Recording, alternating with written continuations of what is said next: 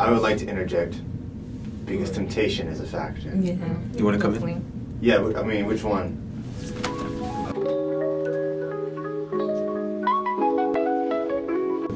Part 2, okay. So, we all have the same goal in mind. If I'm correct, we all believe that as Christians we should wait till marriage. Okay, sure. So now, in terms of why men and women value sex differently, it's not really a Christian mindset as terms of the double standard thing. That is a worldly mindset. The idea is that both are set to the same standard, both male and female. Not one should be sleeping with more or the other, or matter more than the other, or initiating is okay for one or the other is a worldly view. Absolutely. For God, if He was to be your dating counselor, if He was to be your therapist, He wouldn't say that, oh, well, you're a dude, so you can rack up a couple bodies, it's fine, you know? Or you're a woman, so as long as you're emotionally control yourself, then you can go up to 4. Just don't go up to 8. You know, no. I think it's for women and men, for the Bible in terms of Christianity, it's the same across the board. You are waiting till marriage and virgin until marriage, and the reason why it's important equally for both men and women mentally is that, to go with what he was saying earlier, the difference is that it may affect you differently as a man, and it may affect you differently as a woman, but it still negatively affects you either way. There are plenty of men who get emotionally scarred by not being able to keep a lady after soul ties have been broken, and there are plenty of women who have had the same outcome, just maybe emotionally were in a different path, but the same outcome is that they were emotionally distraught by not being virgin until marriage.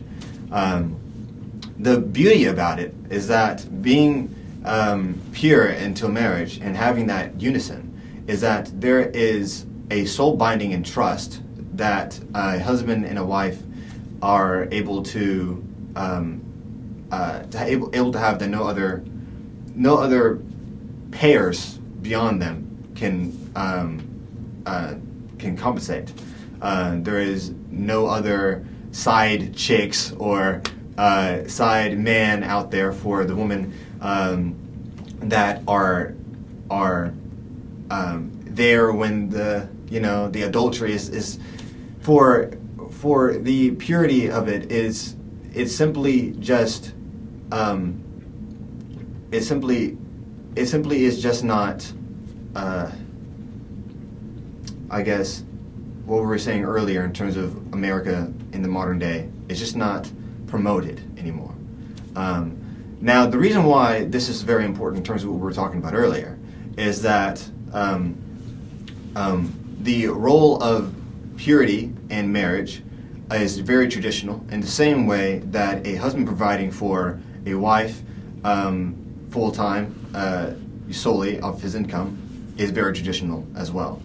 And if the woman is working and the man is working as a non-traditional type of partnership, then non-traditional acts of romance will be more likely to be in question as well. And so to have it be as Christian traditional across the board keeps in line both gender roles and romance roles all across the board, and there is no question. I think obviously as leadership goes, it says in the Bible that as me and my house we will serve the Lord, so the man sets the precedent, and statistically there are more men that will tempt a woman more than there are women that will tempt a man into seductive nature. So in terms of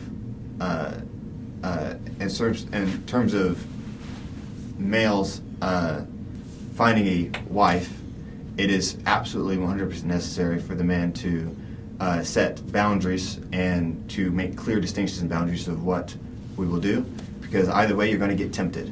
And that was the point that I was trying to make earlier, is that if you are Christian, if I'm Christian, she's Christian, and there are private settings, there's going to be a little devil on your side of your shoulder saying, blood is rising, hearts are beating fast, everyone's blushing, this is a perfect moment, just do it now.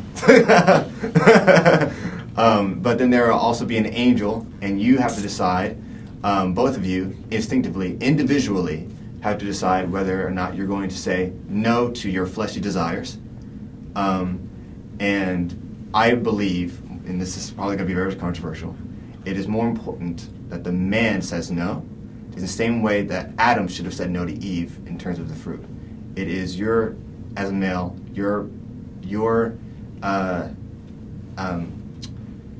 it is responsibility. Your responsibility, there we go. Your responsibility as a male to take initiative in saying the boundary and know whether or not you're the one getting tempted or not. In the same way that God did not condemn Eve initially, he spoke to Adam even though Eve was the first one to be falling into temptation. And if you don't want to take the leadership role as a man, you're not a man. Yeah. Can I say something, Rick? Yeah.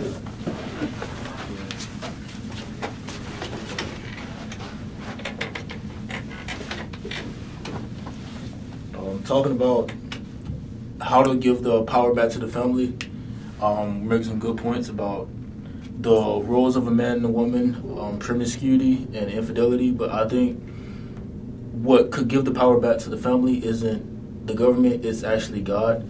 If people were more God-focused, there would be no infidelity, so families would be stronger. There would be no promiscuity, so people would go into relationships pure, and they don't have previous soul ties. They don't have previous experiences that kind of make it harder for them to fall in love.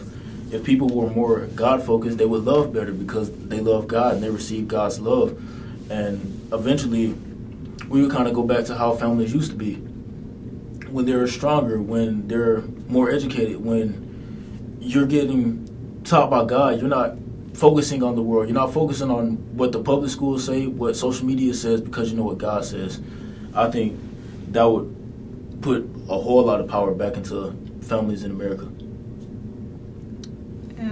I mean, you guys say like if the government had more Christian values, they could get the family could have more power back.